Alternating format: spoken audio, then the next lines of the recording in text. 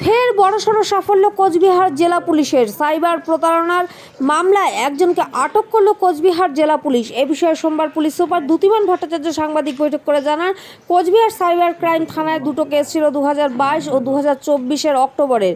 এই কেসগুলিতে বহু টাকা তছরূপের ঘটনা ঘটে। ইন্স্যুরেন্স কোম্পানির নাম করে কিছু মানুষের থেকে যারা টাকা তোলে এবং সেই টাকা নেওয়ার অছিলায় তারা প্রচুর টাকা তছরূপ করে। এই ঘটনায় সঞ্জয় কুমার ধর নামে একজনকে গ্রেপ্তার করে পুলিশ। অভিযুক্তের প্যান কার্ড ও অ্যাকাউন্ট এই সমস্ত কাজের সঙ্গে যুক্ত।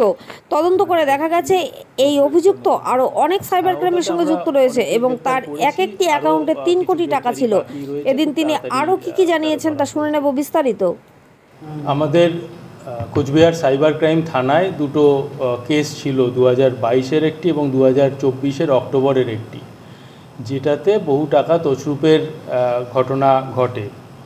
এই ঘটনাগুলো ঘটে হচ্ছে যে ইন্স্যুরেন্সের কোম্পানির নাম করে ERGO insurance, new India life, এইরকম বিভিন্ন ধরনের ইন্স্যুরেন্স কোম্পানির নাম করে কিছু মানুষের থেকে তারা টাকা তোলে এবং সেই টাকা দেওয়ার অছিলায় তাদের থেকে প্রচুর টাকা তারা তছরূপ করে।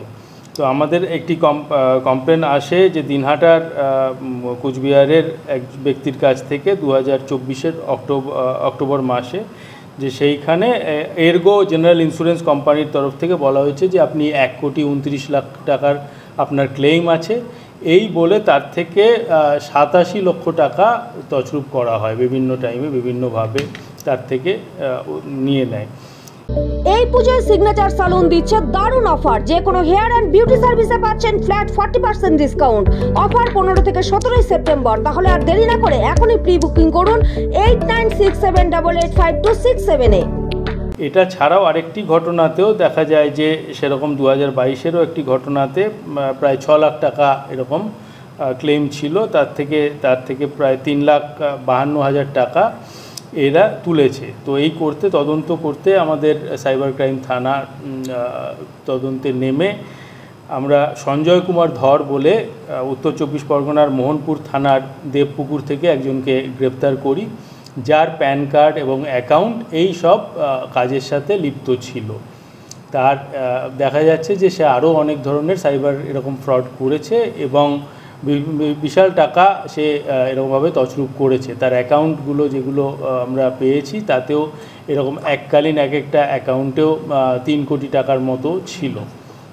তো আমরা তাকে গ্রেফতার করে তাকে আমরা রিমান্ডে নিয়ে এই বিষয়ে আরও বেশি তদন্ত করব এবং যাতে এই অন্য কোনো কেসের সাথে আরও জড়িত আছে কি না দেশে, সেটাও আমরা ন্যাশনাল সাইবার ক্রাইম পোর্টাল থেকে জানতে পারবো। কোচবিহারে পরপর বেশ কয়েকজন সাইবার এখনো পর্যন্ত কিরকম রিকভারি হয়েছে এটা যদি একটু বলা যায়। রিকভারি আমরা প্রতিনিয়ত আমরা করে থাকি এবং আপনারা জানেন যে আমরা প্রত্যেক সপ্তাহেই যাদের টাকা ফেরত পাচ্ছে তাদেরকে আমরা চেক দিই, তাদের অ্যাকাউন্টে আমরা টাকাটা ফেরত দিই। এই ঘটনাতে যে 2022-এর কেস রয়েছে, সেই যে কমপ্লেনেন্ট ছিল তার কিছু টাকাও আমরা ফেরত দিতে পেরেছি এবং এই বর্তমান যে কেসটায় যেতে তাকে গ্রেপ্তার করা হয়েছে 2024-এর কেসে, সেটা আমরা তদন্ত করছি।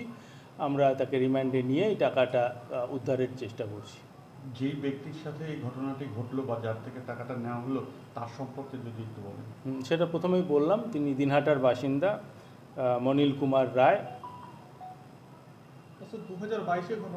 2022-এর যেটা ঘটনা হয়েছিল সেটাতে ছিল